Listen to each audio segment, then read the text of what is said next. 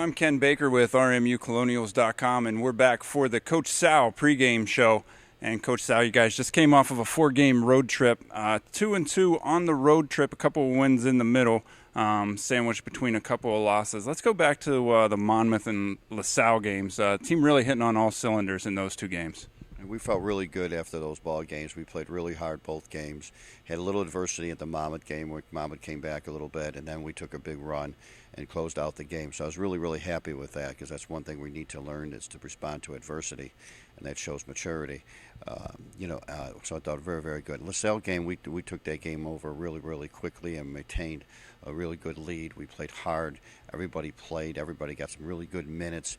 LaSalle was a team that beat us by 16 points last year on our floor, and we really came back and controlled the entire ball game and just really worked harder than they did, distributed the ball real well. So we really were on quite a high.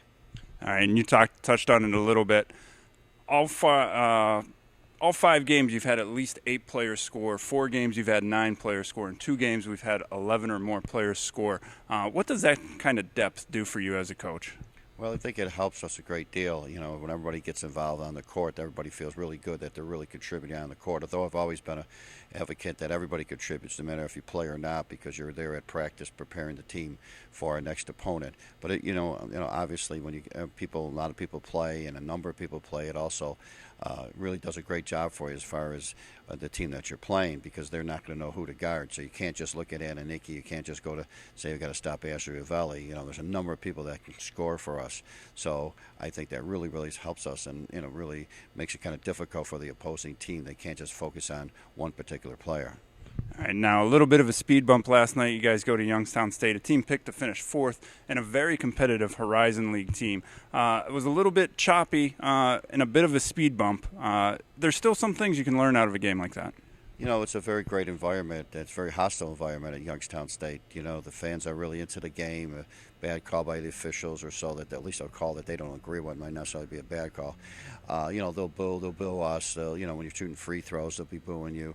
It's a very hostile crowd, which benefited them. They're into the game. That's a positive thing, that they're right into the game and in supporting their team. But you have to learn from that, and I think it was a very good experience for us. I was disappointed, though, the way we handled adversity. We didn't show the maturity that we should we should see from a Robert Morris team. And then I sensed, when they got a run, we put our heads down a little bit. We didn't shoot the ball very well at all. I mean, that's an understatement. The way we shot the ball, especially from our guard play, we were just way off. We were, I believe, 3 for 25 or 2 for 25 overall. And we didn't. I think we hit 1 3 maybe for 1 for 7 for threes, and that's not our team. Teams have to guard us on the perimeter, and they certainly guarded us. But then looking over the film today, we got good shots. We just didn't make those good shots.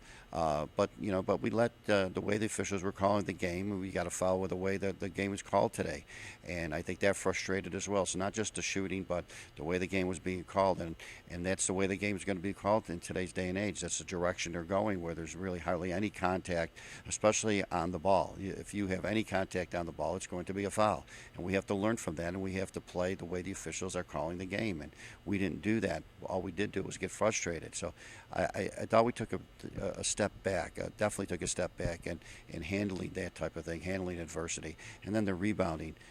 We were bigger than them. They had one of their, we were bigger than them overall, and yet they out-rebounded us, especially in the first half.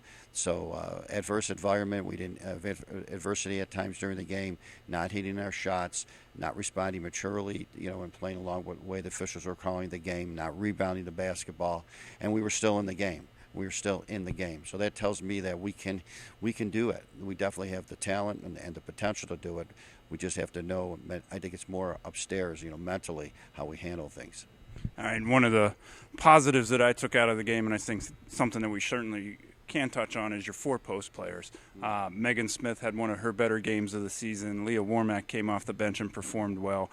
Jocelyn Jones and Michaela Mulrain, they all contributed. 36 of your 46 points came from the forward position. Yeah, I thought offensively, we did a good job. We knew we can go inside on them, and we tried to pound it inside, especially since we weren't hitting our inside shots. If we would have hit more of our inside shots, I think even our inside game would open up a little bit more. But I was just shocked the way we shot the ball so poorly. But they had a good game as far as offensively goes. I was disappointed that we had a good scout on their post player who averages like 13 points a game. Kid that didn't play much last year, but is doing really well for him this year. Cash kid, she was like 9 for 11 from the field. So you got to look at both sides of the ball, not just the offense. So I thought offensively our interior players did well, but defensively, and they played 4 guards. Megan has to learn how to play outside defensively on the perimeter. She got some threes, shot right in her face, and she's got to be more perimeter defensive type of player. So it was a cat and mouse type of game. We were going to go inside. They were going to shoot from the outside. They were going to isolate 23 in a one-on-one situation, see if we can move our feet. So it was a cat and mouse type of game, and the way I think the way it comes down to though is we just didn't handle the adversity well.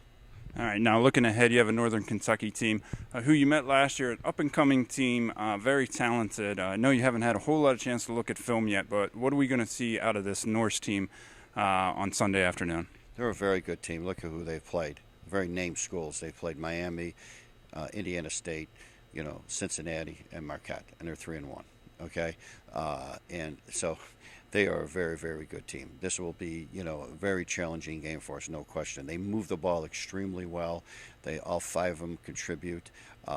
They go side to side. They push the ball down the floor. They play as a team. They play extremely hard.